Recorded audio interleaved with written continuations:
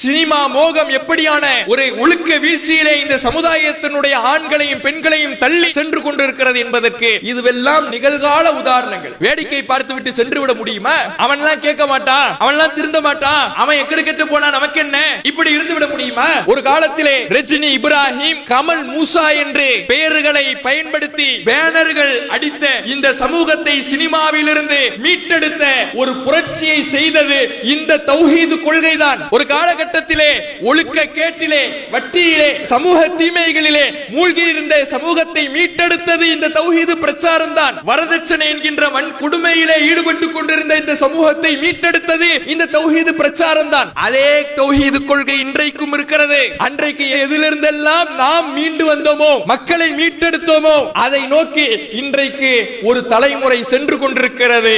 இப்போது நாம் வேடிக்கை பார்க்கலாமா?